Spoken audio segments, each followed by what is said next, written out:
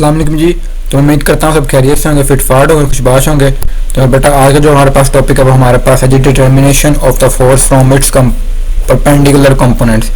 यानी हम लोग जो फोर्स को जो हम लोग मेजर कर रहे हैं उसके कंपोनेंट के जरिए वो किस तरह से कर सकते हैं। जैसे हमने ऑलरेडी टॉपिक के अंदर डिस्कस किया है किस तरह से हम लोग उसको उसके किसी भी एक वेक्टर के लाइक हमने यहाँ पे फोर्स वेक्टर की एग्जांपल ली थी कि हम लोग उसको उसके कंपोनेंट्स के अंदर जो था वो रिजोल्व करवा रहे थे। तो उसको उसके कंपोनेंट्स में रिजोल्व करवा के किस तरह से उसकी एवैल्यूएशन करते हैं, कैलकुलेट करते हैं, डिटर्मिनेशन करते हैं, वो आज के टॉपिक के अंदर हम लोग डिस्कस करेंगे। तो आज का लेक्चर स्टार्ट करते हैं। जैसे देखो यहाँ पे लिखा हुआ है कि the magnitude and direction of the force can be founded to its perpendicular components are known. कहता है अगर हमें उसके हमने डायरेक्शन और मैग्नीट्यूड फाइंड करनी हो किसी फोर्स की तो उसको किस तरह से कर सकते हैं, अगर हमें उसके कंपोनेंट्स का पता हो कि एक्स एक्सिस में कितने हैं और वाई एक्सिस में कितने हैं, तो हम उसके रिजल्टेंट का मैग्नीट्यूड और जो डायरेक्शन है उसको बड़े आसानी के साथ सोल्व कर सकते हैं। किस तरह से? By applying Pythagoras theorem to right angle triangle, हमारे पास राइट एंगल ट्राइंगल के ऊपर अप्लाई करके।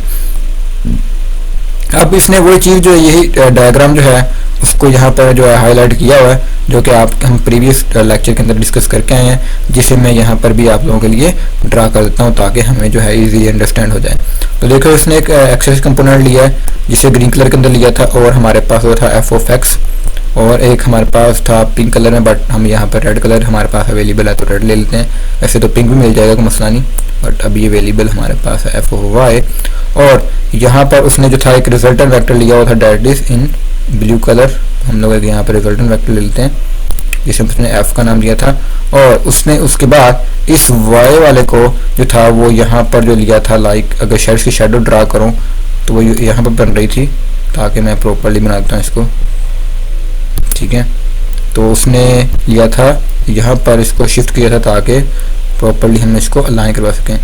तो ये था हमारे पास एफ ओ वाई, और इसी तरह से उसने पोजीशन वेक्टर जो लिया था वो था हमारे पास इस तरह से, और इसको नाम दिया था उसने ओ, ये सी था, ये हमारे पास यहाँ पे कहलाएगा। और इसके अलावा उसने यहाँ पर लिए हैं वेक्टर्स के नेम ए, बस ओके जी, और ये हमारे पास है ए।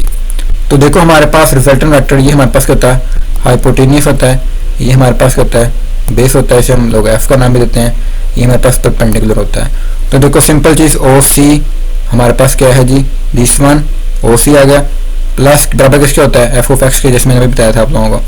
तो ओ ए यानी ओ सी बराबर होगा किसके, ओ ए के स्क्वायर के, प्लस किसके आएगा, ए सी के। यानी देखो ना हाइपोटेनियस, मैं आपको थोड़ा सा हाईलाइट करता हूँ ताकि आप लोगों को थोड़ा क्लियर हो जाए। तो हाइपोटेनियस बराबर किसके होता है, base square plus altitude square.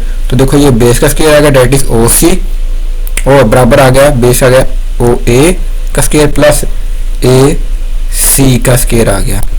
देखो तो हमने वैल्यू पुट कर दी, ये बराबर थी एफ के, तो यहाँ पे एफ आ गया, यहाँ पर एफ ऑफ एक्स आ गया, और ये एफ ऑफ वाई का स्क्वायर आ गया। तो अगर हम लोगों ने यहाँ पर इसको सिंप्लीफाई करना हो तो एफ बराबर आ जाएगा स्क्वायर रूट एफ एक्स का स्क्वायर प्लस एफ वाई का square. Hence, using question 4.4, the magnitude of required the vector f can be determined। तो हम उसको इसका मैग्नीट्यूड इस फार्मूले के जरिए जो है वो फाइंड आउट कर सकते हैं। अब हमने इसकी डायरेक्शन का फाइंड करना हो तो वो क्या है, तो हमने आगे प्रीवियस टॉपिक के अंदर पढ़ा था, हमारे पास ऊपर मैं दिखाऊं आप लोगों को दिस वन। तो यहाँ पे परपेंडिकुलर और बेस बराबर किसके है, अगर परपेंडिकुलर क्या है जी F of Y over F of X होगा, फिर सारी बात है तो बराबर है tan ऑफ थीटा के। तो थीटा हमने निकालना असल में इसकी डायरेक्शन को रिप्रेजेंट करने के लिए, तो tan इनवर्स हो जाएगा डेट इज इक्वल टू आ जाएगी दिस इक्वेशन। तो अगर हमें perpendicular vector F of Y और हमारे पास बेस वाला जो वेक्टर है एफ ऑफ एक्स वो पता होंगे तो हम लोग बड़ी आसानी के साथ जो है उसको जो डायरेक्शन थी उसको फाइंड आउट कर सकते हैं।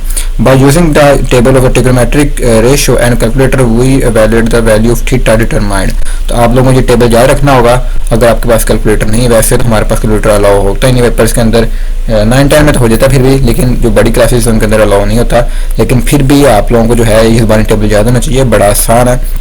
मैं इसके ऊपर वीडियो बना दूंगा कि किस तरह से आप खुद से ये जो टेबल है वो बना सकते हैं, ठीक है। आप लोग खुद भी बना सकते हैं इस टेबल, बड़ा आसान होता है। तो मैं उम्मीद करता हूँ कि आपको आज का जो टॉपिक था उसके बारे में कॉन्सेप्ट जो था वो क्लियर हो चुका होगा।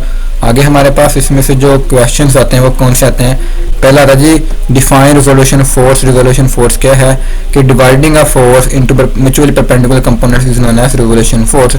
अगला क्वेश्चन है what is meant by the perpendicular component force. Perpendicular component force का क्या मतलब है? The component of force which are perpendicular to each other are known as perpendicular component. जैसे हमारे पास है F of X that is equal to F cos of theta और Y बराबर है Y of cos of theta, sorry sine of theta. तो ये हमारे पास ये दो क्वेश्चन थे जो पेपर के अंदर आपके आ सकते हैं। तो उम्मीद करता हूँ कि आपको आज का जो लेक्चर है उसकी समझ आ गई होगी।